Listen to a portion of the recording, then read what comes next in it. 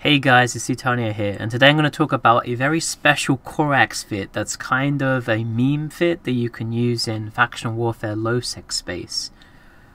So this Corax is pretty simple. It's just 7 Tech 2 rocket launchers in the high slots, a faint scram, a fleeting web, a Caldari Navy medium shield extender. You can go for the named one, the FS9 compact, and that will also fit, but I feel like the difference between going from meta to CN is probably worth it, and because rockets are relatively cheap compared to other Tech 2 destroyer gun options like small focus beams on the Coercer or Tech 2 light neutrons, it kind of offsets the cost a little bit and brings you back up to the same level competitiveness. And then just a Tech 2 invul on there too. IFFA compact damage control, Tech 2 ballistic control unit, and then just 3 small core defense field extenders. Now this Corax, it doesn't have a prop mod, and that's intentional because the Corax has really bad fitting. It's really hard to fit a prop mod on a Corax in a decent fit, and then on top of that, because the Corax is so slow, even with a prop mod active, you're still not going to be able to control range on anything, and it's not going to allow you really to get on top of anyone, and kiters are still easily going to get away from you. So I think it's better to just go into kind of an all-in sort of fit like this. And I currently am running some implants. I'm running Genolutions. You do need a 3% CPU implant to fit this, and I also have a few damage implants, Webifier and rocket implants on my character right now. But you can see here, you can almost permanently overheat the invul. By the way, you can overheat the Tech 2 invul for over 2 minutes, and you get 14,000 EHP, which is really good on a destroyer, while also still doing fairly respectable DPS if you can use rage. The Corax has pretty nice bonuses actually. Although it is slightly kinetic locked, the explosion velocity bonus from the Caldari destroyer bonus is actually the most powerful application bonus in the game. Every other ship that gets this bonus is only 5% per level. So you can actually apply rage very reliably to afterburner frigates, providing it's not something that's like super fast, like a Dramur or a Succubus or something, and you probably shouldn't fire Succubus. And the roll bonus as well is really nice because it gives you the max velocity bonus, so 12 kilometer range on rage missiles. It applies basically overheated web range, and also that bonus is really nice too because if you do get kited by a Condor or a Tristan or something, you can just load javelin missiles into your launchers and then force them off. So this can work out pretty well. I did get some really nice kills with it. Again, there are probably better destroyers than this. This is just kind of like a weird fit because everyone underestimates the Corax because everyone knows it's terrible, but it's actually pretty good if you don't fit a prop mod on it. So I recommend just naming it some silly name, like this Chinese name that I've named it, so you look like a farmer, so people come in expecting to get the easy Corax kill that they normally get, and then they get owned. I have some pretty nice kills that I'll show you. So in this first fight here, I'm coming in on a Coercer. Now this is a pretty standard dual web Coercer. I'm sure guys in the Faction Warfare space have seen this around quite a lot. It's really ganky. You just fit like all beams, double webs, and a bunch of DPS, and it really hurts. Again in this fight, you kind of want to overheat the invul all the time. Luckily, he's close enough to be able to use rage on me. Otherwise, I would have reloaded to javelins if it was more of a kiting style. Javelins can kill the kiting style, but it is hard fight as well. So you can see it was really close. His next volley would have actually killed me. But this just goes to show like how much power you kind of have in this Corax. A lot of people think it's awful, but you have a similar like power level as some of the ganking destroyers that are really popular, just because of how much effective hit points you have. So this next fight was pretty awesome. There was a Dramur Breacher and Daredevil around, and the Dramur and the Breacher decided to breach on me.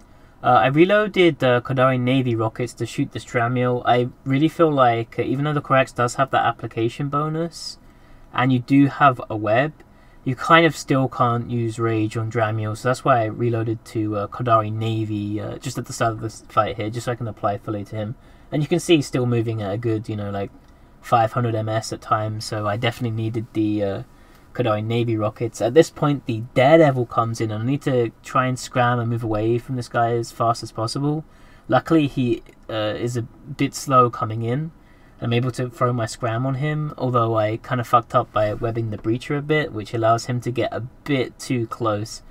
I think if I kited him out a bit more, I might have been able to actually win the entire fight here. I don't know. Maybe I would have been able to just, you know, live those extra 3 seconds. So the Daredevil goes down, so kill a Dramiel and a Daredevil so far.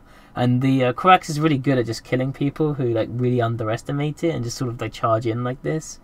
Unfortunately, because I reloaded to Caldari Navy, I don't really have the DPS to break this breacher in time, and he's able to finish off my Corax. But that was definitely worth trading a 20 mil Corax for, you know, 150 million ISK in pirate frigates. So this is another fight against a very popular low-sec factional warfare destroyer fit. This is the Tenemen August that has Disruptor and Web and Rails. Because I'm inside the Plex, I am kind of able to camp the beacon for him to come in. In theory, he could probably kite me at, you know, 20 kilometers and just keep me pointed while his drones wear me down a bit. But because I'm camping the beacon, I can kind of get on top of him straight away as he comes in. And even though he has 10 MN, because the Corax just has that really nice application bonus on the whole, the 50% bonus to rocket application, it's really nice. And even though he has 10 MN, he actually can't mitigate any of my damage. I'm able to take him down, although he did get my shields, and you know, if I was coming in on him and he kited me out, it could go very poorly for me.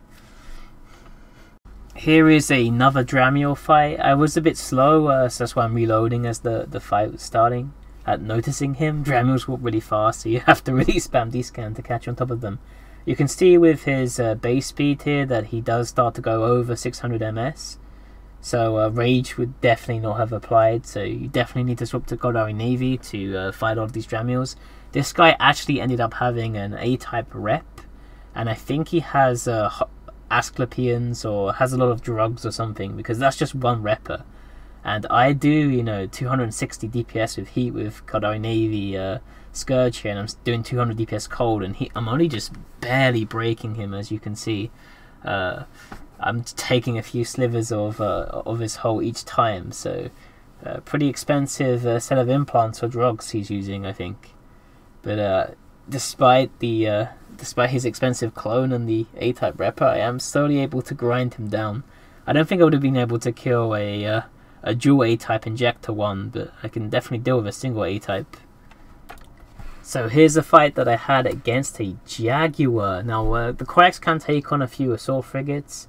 I have killed a Vengeance in this, a dual rep Vengeance. So I almost got a Retribution and an NU, but not quite. Kind of sucks when you have to use, because kinetic damage bonus gets countered by the NU. As you can see, you know, I can easily outbrawl this guy and punch through his repper while he's not using the assault damage control ability. He's using the assault damage control ability now, which is why I decided to stop my heat, and I turned the heat back on as soon as his assault damage control effect wore off. I was like counting out loud 13 seconds, because normally they have a meta damage control. And I was able to take down this Jaguar. You know, you can kill the Flavor of the Month ships in this Corax, even though it is pretty damn close. I don't think this guy had any expensive implants or anything. You know, the Jaguars that are a bit more expensive, probably not going to be able to take them down. He only had a CPU implant, as you can see. But he was flying a decent Jaguar fit. He did have a Dead Space rep, as you'll see here. You know, Pythium C-type. So he had a decent fit. You know, AB Pythium C-type injector. You know, it's pretty common fit to see on something like a Hawk. You know, maybe his rigs were a bit weird because he had a capacitor rig instead of like, you know, more tank or something. And finally, the last fight of the vid, I have a fight with a dual rep Comet that I was still somehow able to break. Although it's worth mentioning that in this video I do have rocket damage implants, and I do also have a 3% like damage drug active at the moment. But yeah, you know, the Corax is a pretty terrible ship, but if you don't fit a prop mod on it, and you can kind of get away with that if you're in faction warfare, especially if you're doing offensive plexing, and you can sit on the beacon and you have your sort of pick of people coming into you. It is very vulnerable to kiters, although most things that are not super expensive and broken, like the, you know, Gamma and the Retribution, you tend to be able to force off with javelins if you align out. I did get pointed by a few Tristans and Condors, etc.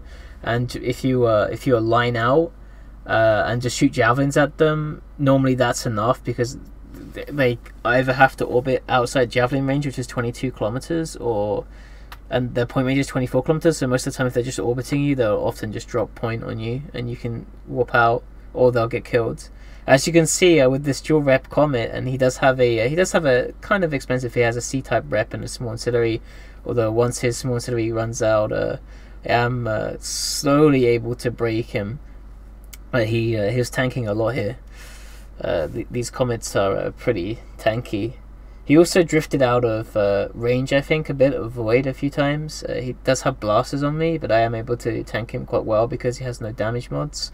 And I think that he also kind of should have just like stayed on top of me and control space or something. I was able to take him down, and I was still pretty close fight because he almost got through my shields. It's pretty nice getting all these A-type and C-type reps in this Corax. I killed a lot of expensive stuff on this, and I had a lot of fun with it. So hopefully you guys have a lot of fun flying the Corax too. It's a pretty terrible niche of just camping small plexes, and it's kind of worse at that as some things like the Coercer, which can kill dudes quicker in blobs and stuff if they're trying to blob you. But it's really unexpected, and a lot of people will fight the Corax, whereas a lot of other people are like super spooked coming into a Coercer. So, you know, give it a try. You can have fun with it.